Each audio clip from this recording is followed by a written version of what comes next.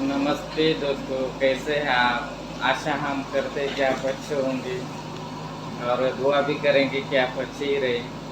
तो कल हमने वीडियो बनाया था जिसमें हमारे जो भाई थे, सब्सक्राइब भाई, जिन्होंने कुछ कमेंट करके प्रश्न पूछे थे। तो उसमें पहले थे RDX धौलपुरकर, जो हमारे सब्सक्राइबर भाई थे, राजस्थान से है वो। और उन्होंने पूछा है कि मेरी 77.5% मेरी 10वीं में परसेंटेज है, और वो कह रहे हैं कि मेरा नंबर लग सकता है क्या। तो देखो भाई, ऐसे तो कुछ नहीं, चाहे आपकी 95% हो या 99.5% भी हो, तो भी हम डेफिनेटली तो नहीं कह सकते कि आपका नंबर लग सकता है या नहीं है। ये कास्ट वाइज होती है। मान लीजिए अगर किसी व्यू में अपनी फॉर्म अप्लाई किया और उस जगह में अगर SC ST कास्ट के लिए जगह है, तो UR के लिए या ओपन के लिए उस पर फॉर्म अप्लाई करने से कोई फ़ायदा नहीं होगा। वैसे तो अपने फॉर्म जगह देख के ही भरा होंगे। तो मतलब मैं कहना यही चाहता हूँ कि जिस भी जगह, मान लीजिए आपने किसी व्यू में फॉर्म अप्लाई किया और आपको 90% है, तो अगर आपसे ज़्यादा परसेंटेज वाला कोई किसी व्यक्ति ने अगर वहाँ पे फॉर्म नहीं भरा है, तो आपका डेफिनेटली नंबर लग सकता है। ऐसा होता है, अगर 90 के आसपास हो तो थोड़ा सा चांस रहता है कि नंबर लगने का, लेकिन ऐसा परसेंटेज पे कुछ नहीं बता सकते कि नंबर लगेगा या नहीं। दूसरे हमारे भाई है नीतीश कुमार कह के है, वो जम्मू कश्मीर से है, और उनकी परसेंटेज है 10वीं की 95%।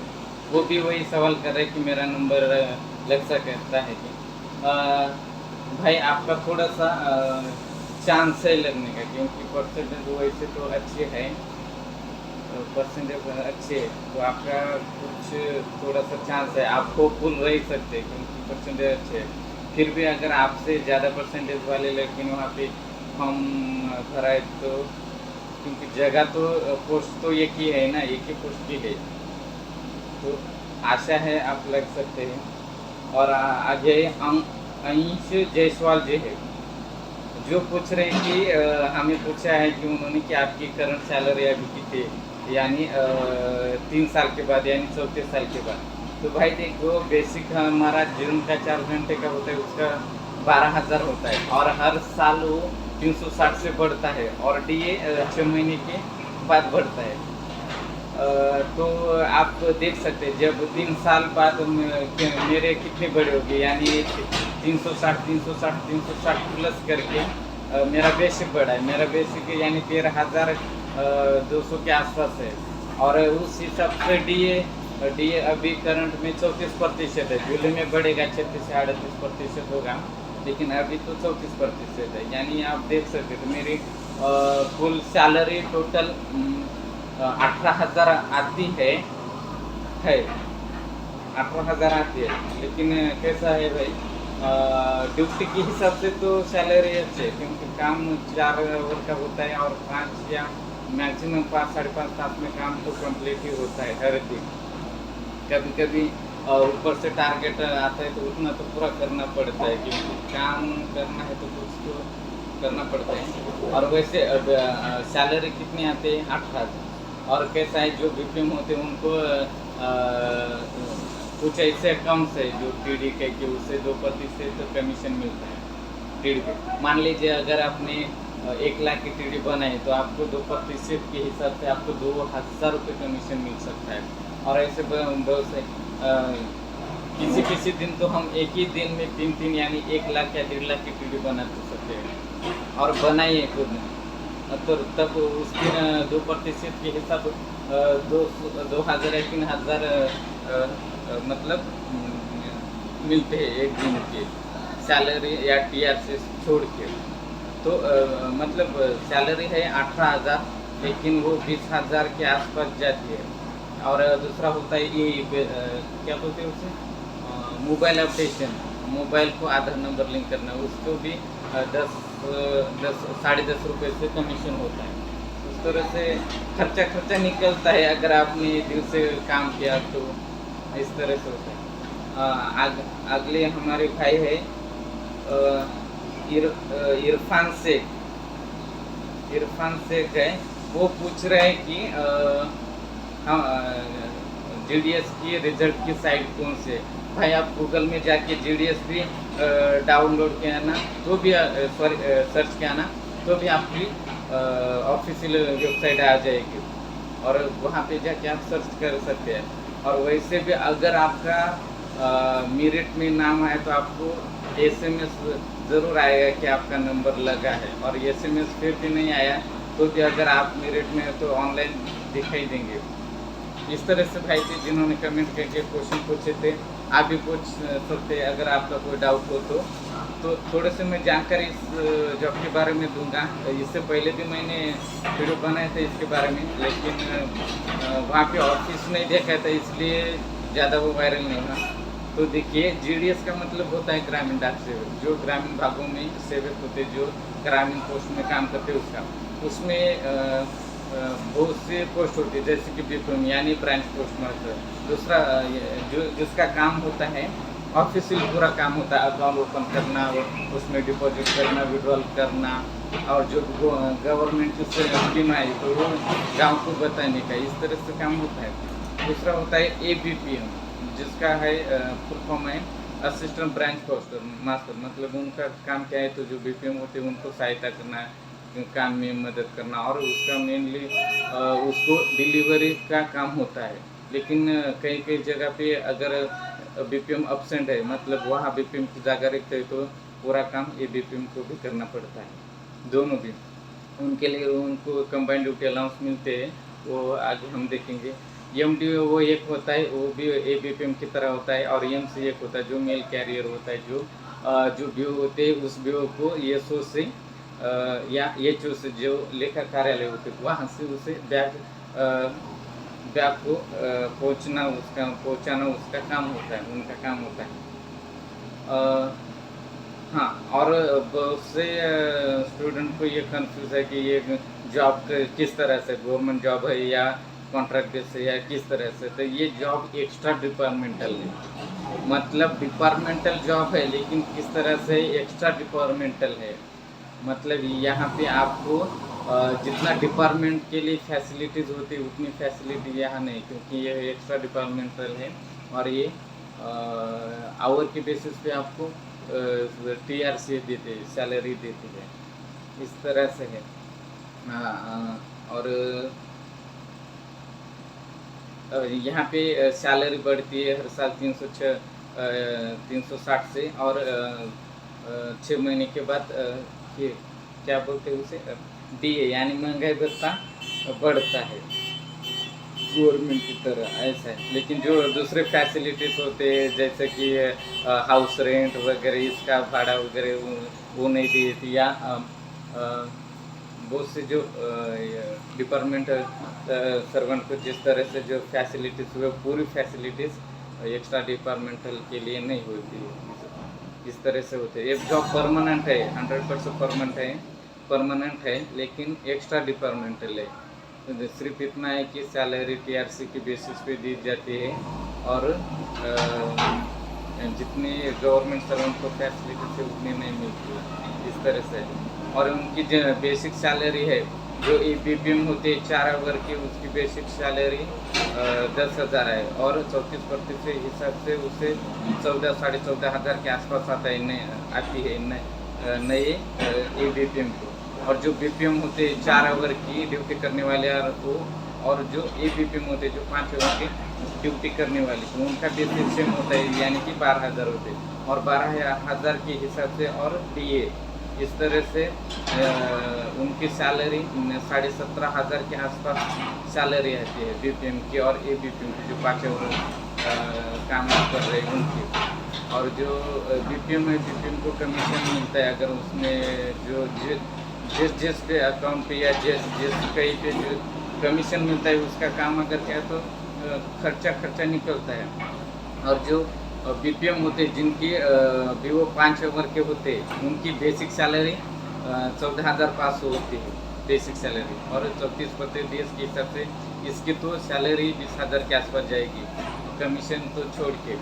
इस तरह से पीएस जीडी जॉब, ये जो जॉब होते हैं मैक्सिमम बीओ 4 ओवर के, कुछ बीओ होते हैं जो 5 ओवर के होते हैं इस तरह से। और ये ओवर का 3 साल या जब कभी अधिकारी बीओ में आते हैं, बीओ की चेकिंग करते हैं, बीओ का जो काम देखते हैं, और उस काम में बीओ की आवर्स डिसाइड किए जाते हैं कितने 4 है या क्या।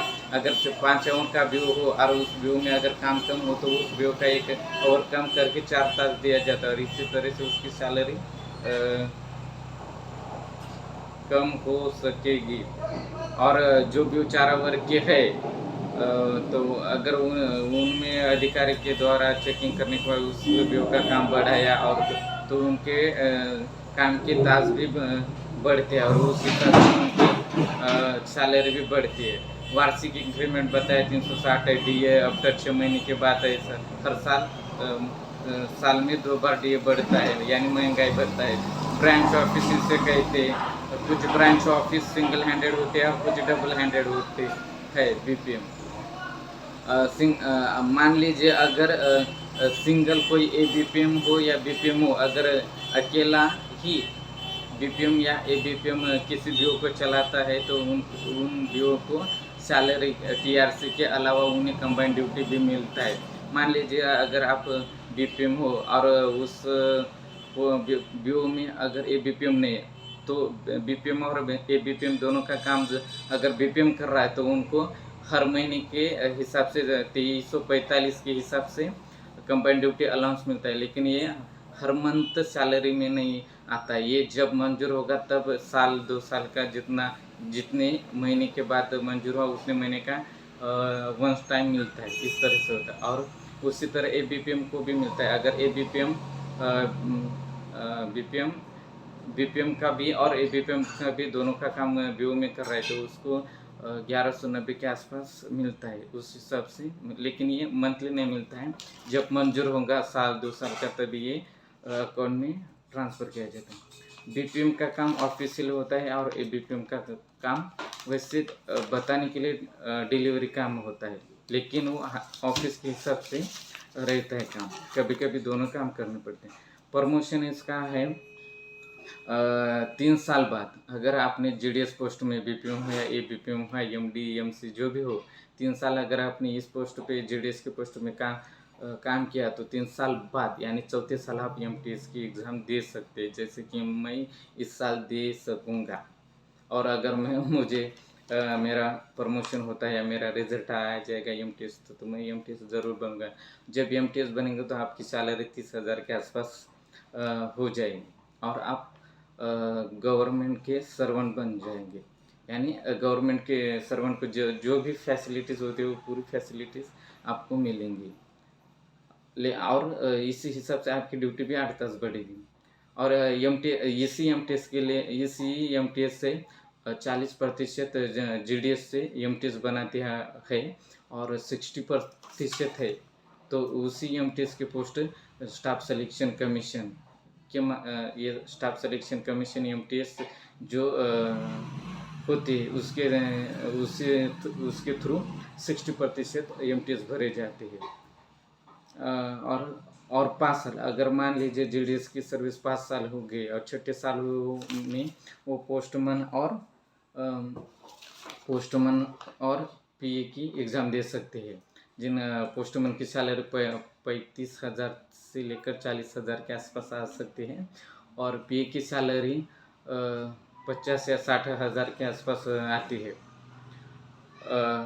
अभी हमारे यशो की जो पी है उसकी सैलरी 50,000 के आसपास है। 1-1.5 साल हो गए उनके ये। और इस पीए की जो एग्ज़ाम होती है बाहर से ओपन से वो स्टाफ सिलेक्शन कमीशन CHSL के थ्रू होती है। आगे है ट्रांसफ़र में 1 साल बाद कंप्लीट होने के बाद आप ट्रांसफ़र ले सकते हैं। किसी जगह पे जिस बीओ में अगर बीओ में रिक्त पोस्ट हो बीपीएम हो ए बीपीएम की उस पोस्ट पे में आप ट्रांसफ़र कर सकती है। और ये ट्रांसफ़र करने के लिए चांस लेडीज़ के लिए 2 टाइम्स है और जेंट्स के लिए 1 टाइम्स है। और म्यूचुअल, इसमें म्यूचुअल ट्रांसफ़र भी होता है।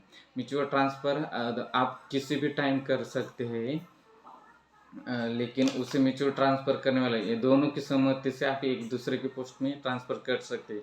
ये आप जॉइन होते समय ही अगर आपको ऐसा कोई मिला तो आप कर सकते हैं। इसकी मेरिट कास्ट वाइज होती है। हाँ, अगर आपका रिज़ल्ट आया तो फर्स्ट टाइम आपको डॉक्यूमेंट वेरिफिकेशन के लिए क्या डॉक्यूमेंट चाहिए?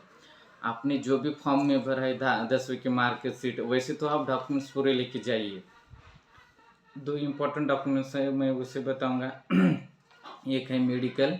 मेडिकल जो गैजेटेड ऑफिसर होता है उसका मेडिकल लीजिए।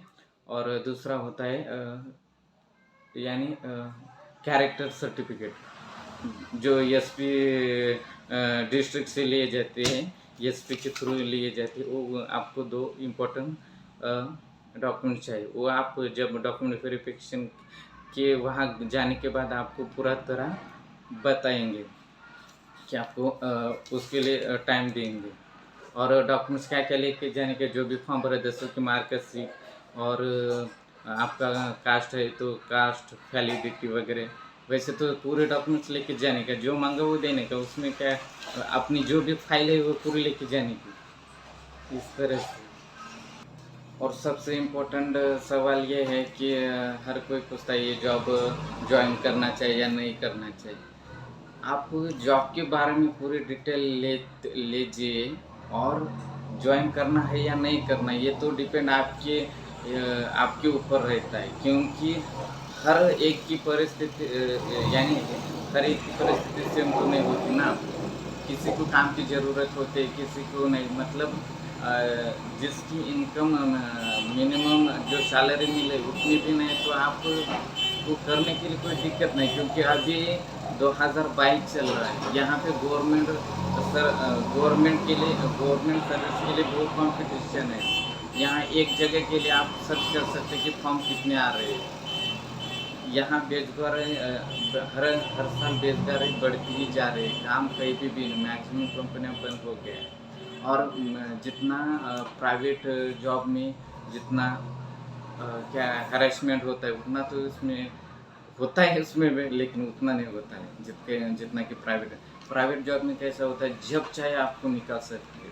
लेकिन यहाँ निकालने के लिए ये परमानेंट जॉब है, उनके लिए प्रोसीजर का, जब तक आप कोई फ्रॉड नहीं करोगे या कोई बेईमानी का काम नहीं करूँ तब तक तो आपको कोई निकाल नहीं सकता। हाँ, जितना काम बोला है उतना करने का, जिस तरह से बोला है उतना करने का। और ये करने के बाद अच्छा है, जिसका भी इसमें रिजल्ट आए उसको पहले ट्रेनिंग दी जाएगी और बाद में उस व्यू के लिए भेज देंगे।